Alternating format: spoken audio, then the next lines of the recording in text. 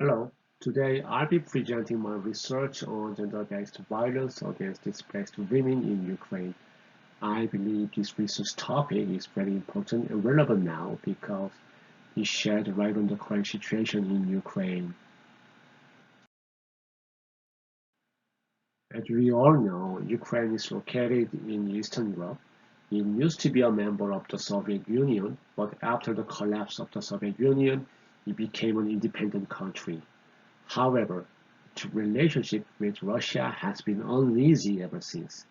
The ongoing armed conflict between the two countries have resulted in the displacement of Ukrainian women from their home.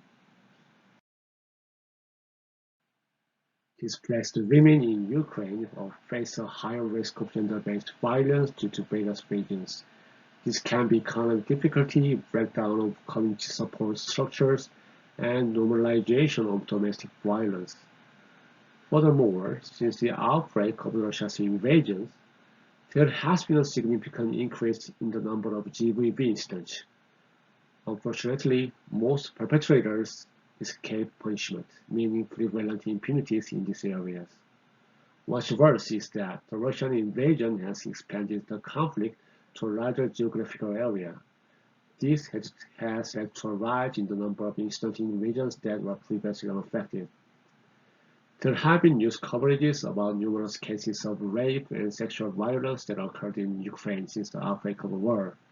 By the end of January 2023, the Office of the Prosecutor General reported that it had initiated investigation into 155 cases of conflict-related sexual violence committed by Russian armed forces.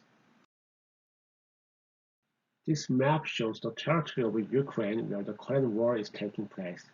And it is evident that women are suffering in a wider range of areas compared to the past when most conflicts were limited to the Crimean Peninsula. Since the beginning of the war, a widespread GBV has been being reported across the country. And as you can see, horrific news stories about GBV crimes are flooding in. In response to this situation, international organizations, NGOs, and legal entities play a key role in addressing gender-based violence in Ukraine. They provide necessary resources and support, which includes working with other organizations such as UN Women and UN Population Fund to develop and implement programs to improve the situation. The Ukrainian government's most critical response involves implementing legislation that specifically addresses GBV and protects women's rights. The National Action Plan on Women, Peace and Security provides a comprehensive framework for tackling GBV as well as empowering women. Another significant step towards combating this issue is the ratification of the Istanbul Convention. Ukraine ratified this Istanbul Convention in 2018, which means that it is now a legal obligation for the country, Ukraine, to prevent, protect against, and prosecute all forms of violence against women. However, it is more important for various stakeholders to closely monitor the thorough implementation of the Convention in Ukraine. It is true that there have been some positive developments in protecting women in Ukraine's conflict zones, but the harsh reality is that there is still a long way to go, and I believe there are several steps that can be taken to improve the situation. First and foremost, more attention, investment, and monitoring are necessary to effectively enforce policies and legislation. This will require a sustained commitment from all stakeholders, including government agencies, international organizations, and civil society groups. In addition, legal engagement with the International Criminal Court (ICC) can also help ensure that perpetrators of gender-based violence are held accountable for their actions and crimes. Furthermore, it is important to promote positive change by using international platforms and events to raise awareness of this issue and call for action. This can include leveraging social media, partnering with the influential figures and organizations, and creating compelling campaigns that highlight the urgency of the situation. Ultimately, addressing this issue will require sustained effort and commitment from various stakeholders. I strongly believe only by working together and taking a comprehensive approach, we can make a real progress. I chose this topic because I have always been interested in human rights issues, particularly those affecting vulnerable populations. Gender-based violence in Ukraine is a pressing concern, and I believe it is important to raise awareness about this topic.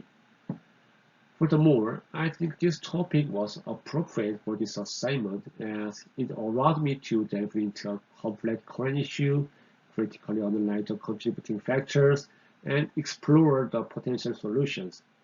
By addressing this topic, I hope to contribute, even in a small way, to the ongoing effort to combat this issue in Ukraine. To research this report on this topic, I primarily used the university's library website to access scholarly databases, focusing on finding peer-reviewed articles and reliable sources. I began by using such terms such as gender-based violence, GBV, Ukraine, Russia, completely affected, displaced women, and Russian invasion.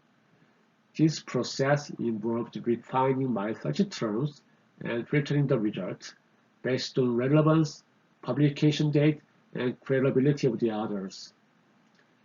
During my research, I came across articles from reputable journals, reports from international organizations such as the United Nations and Amnesty International, and many trustworthy news articles. These sources provided valuable information and insight into the issue in Ukraine and potential solutions. Throughout the research process, I tried to carefully examine each source to ensure its reliability and took notes on key findings, data, and recommendations.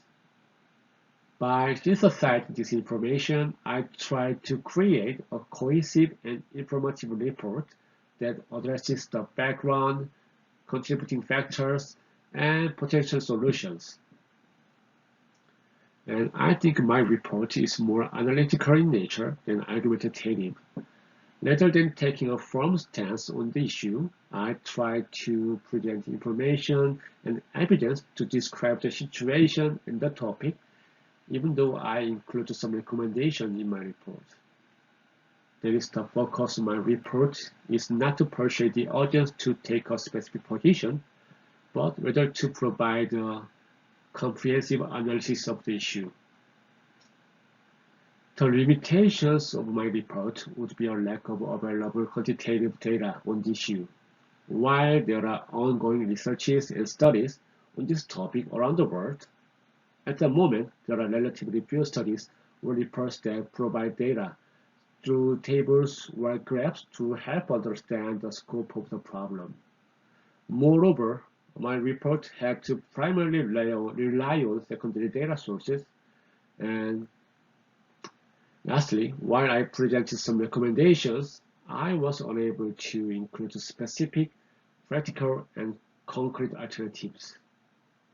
Overall, I have learned a lot of things throughout the process of preparing this report, and this experience has been incredibly valuable in enhancing my research skills. And I'm really excited to apply these skills to my future academic work. That concludes my presentation. Thank you for listening.